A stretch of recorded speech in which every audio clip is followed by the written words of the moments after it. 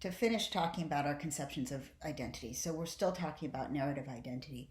Here's a really interesting thing that the show does around the topic of narrative identity. Have you noticed how many characters in the show end up at one point or another having writer's block? Writer's block is an ongoing theme in Bojack. So Bojack and Diane both have enormous writer's block while they're trying to write their memoirs. Todd has writer's block when he's trying to finish his opera. Bojack's dad, Butterscotch Horseman, has years-long writer's block on his novel. Flip McVicker, that's really hard to say. Flip McVicker, who's the writer of Filbert, has writer's block on the show and needs to call in help to finish writing. Why do so many characters have writer's block? I would suggest that one reading of this is that all of these characters are struggling to find a narrative that makes sense for them. They're struggling to find a way of unifying their self and finding an identity. Narratives don't have to be written, but the written form is the natural way that we have, or the most familiar way that we have, of showing the way that a narrative makes sense, of stringing it together in narrative form and giving its parts some clarity. Right? If your life forms a ready-made, easy, clear story, then it's easy to write that story down. If it doesn't, then the process of giving it that narrative form through writing it can be much more challenging and existentially engaging. Right? This is explicit for Bojack and for Diane, who are both struggling to write memoirs. So they're literally trying to write their own story and struggling to do it. I'm going to talk a lot about the episode in the next lecture. I'm going to focus on the episode where Diane is struggling with writer's block, and we have this extremely creative episode where we can see inside her head the kind of chaos and unfilled in sketches of her sense of self. So I'll just talk about it a little bit now and more later, right? But we can actually see the way that on the inside her narrative feels incomplete to her, right? Everything is jumping around and the lines are shaking and they're not filled in. Her writer's block ends when she stops trying to write her own narrative, and instead she starts writing about a character who isn't her, who has a much more clear, unified narrative purpose, right? A kid whose purpose is to solve crime and work in the mall. It's a very straightforward narrative. And at the point where she shifts over to writing about this other fictional character with a clear narrative, the lines and the colors of her mental life get filled in and solid instead of shaky. Also, interestingly, in terms of writing one's own narrative, notice that when Bojack is in rehab, he loses his difficulties with writer's block. And at the same time, he gains a very clear narrative sense of self, at least for the time that he's in rehab. So when he's writing to Diane, he says, hey, we're supposed to write these letters about ourselves, and it seems like I'm really good at writing letters. Him declaring that he's really good at writing letters is super interesting, given how much he struggled before to write his own memoir, right? Why is he good at writing letters now? It seems like while he's in rehab, he does feel like he has a clear narrative sense of self. He understands the shape of his day and the shape of why he's there. Now, maybe that's just because his identity is healthier, but it might also be because inside rehab, his narrative is very much orchestrated for him and handed to him, right? There are authorities telling him exactly what the shape of his day will be, and those same authorities are telling him why that's the shape of his day, what his purpose is supposed to be, to work on himself and get sober and take responsibility and so on. So how he spends his days and what they're supposed to mean, what the point of them is supposed to be, are all settled for him in advance. So perhaps it's not really surprising under those conditions that he understands the narrative and can write it down. One final funny point about writer's block on the show, the only character who writes his narrative and has no writer's block, unsurprisingly, is Mr. Peanut Butter, right? Who whips off a memoir and says, oh, this writing stuff is easy. I don't understand the problem. His own sense of his narrative, unsurprisingly, is very simple, right? He doesn't have existential struggles over this. He never has existential struggles over anything because he's never trying for anything very complex.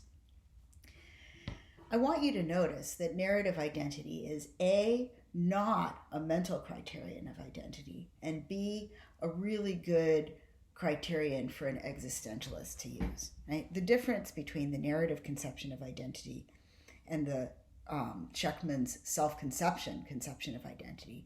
Self-conception is something in your head. It's about your own understanding of how you tie together over time.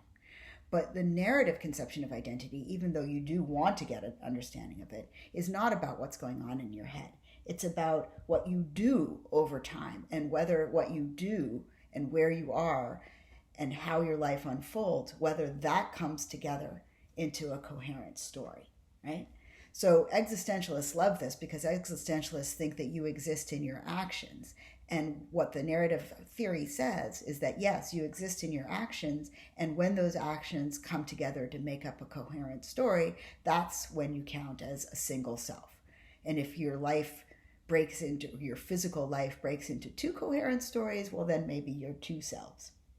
A couple of problems with the narrative theory, which is a very rich theory worth a lot of thought, right?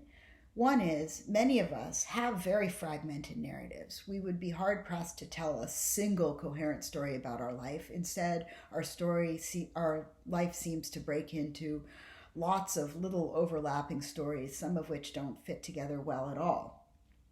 Maybe that means we just have fragmented selves. Maybe that means there aren't as many unified, self-identified selves out there as we thought there were. Some people have argued that. Or maybe it's a problem for the narrative theory. It's also a bit problematic that this idea of narrative unity and of a story that makes sense is pretty hard to pin down, right? We don't have a set of rules for what counts as a sensible story. We have to use our own intuitive, what we might call hermeneutic sense of what counts as a sensible narrative. So there's no clean or easy to determine criterion here. It's not like we can say, yep, this person has a coherent narrative. Nope, this person doesn't. It's kind of mushy what counts as a coherent narrative, which seems to mean that whether you count as a single self or not is also mushy and not easy to determine. And maybe that's a conclusion that we just want to embrace. Maybe selfhood and self-identity isn't as clean-cut as we thought it was. Okay. A very final theory of self. So we've talked through physical, 3 kinds of mental, and narrative, and I want to introduce one last one. This one, I think, is very hard to turn into a piece of written philosophy or a lecture, but it works fantastically in the visual and auditory medium of the show. It works great on screen. So this is one of the examples of how you can do certain kinds of philosophy visually on a show like Bojack Horseman that I'm not sure you can even do in writing. And this is what I'm going to call something like rhythmic identity. Right? We might think that the self comes together into a unified self insofar as it has a sustainable and recognizable rhythmic pattern. Again, like I said, this is one that we have to see and show rather than explain in words. I'm not sure I can do a great job of lecturing about it, but the best way of explaining it is to look at a case of how it breaks down. Right? Princess Carolyn, in episode 2 of the season, The New Client, we see her trying to be a single mother and maintain her career at the same time, and we see how she becomes fragmented and disintegrates as a self under that pressure. And the way that's represented in the show is through the splitting and dysregulation of her rhythm. Like very literally, right? The rhythm itself becomes unsustainable and incoherent and falls apart. Meanwhile, she's under pressure from other people to present herself as regulated and in control of the rhythm of all of her parts, like the other moms in the photo shoot who seem to be living these perfect lives, which she can't manage to do, right? But this episode does a brilliant job of presenting visually and auditorily the rhythm of Princess Carolyn's life, and then seeing how that comes under pressure and falls apart and fragments into several different rhythms and rhythms that are unsustainable. So I'd like you to watch that episode very carefully with this reading in mind.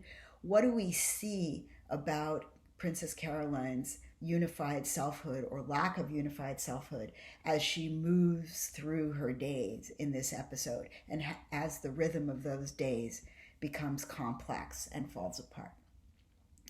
Okay, so that's all of the theories of selfhood and continuity of self that I wanted to go through at breakneck speed. Sorry how much was packed into this lecture.